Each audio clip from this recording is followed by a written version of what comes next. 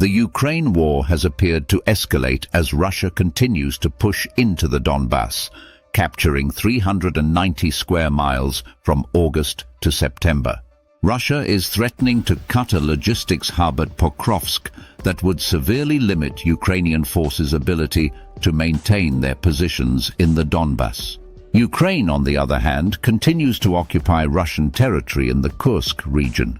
The US is reportedly considering removing restrictions on US-made weapons donated to Ukraine, allowing it to attack targets deep into Russia, a move Russia has threatened retaliation against the West if it is made.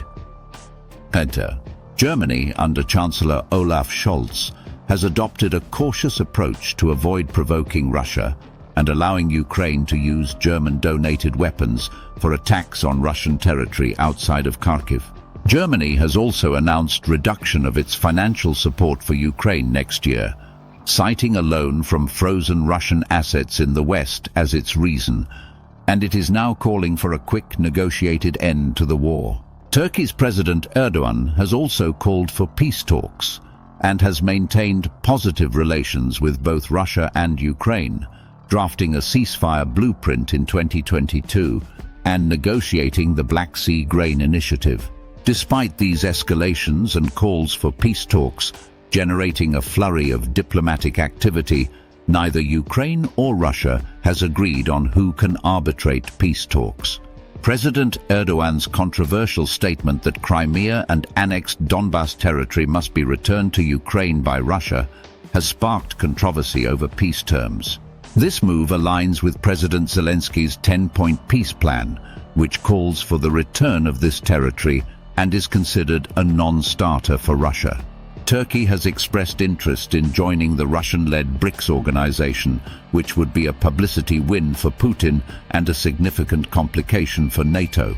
Turkey's announcement about Donbas and Ukraine, along with the desire to join BRICS, suggests a strategy for Turkey to move away from the Western camp in a bipolar world, but will eliminate it as an internationally accepted arbiter. Ukraine wants to open direct peace talks with Russia by November, and Russia seems to be willing to negotiate if the conditions are right, in its opinion. The challenge lies in finding a trustworthy party that both Ukraine and Russia can rely on and provide a blueprint for talks. India appears to be the most likely leader of peace talks, as it maintains good relations with both countries and has a significant influence in Asia as its economy grows. India's international stature and reputation make it a country that can potentially break the impasse and get peace negotiations started, as it appears to be a country that Ukraine and Russia can accept.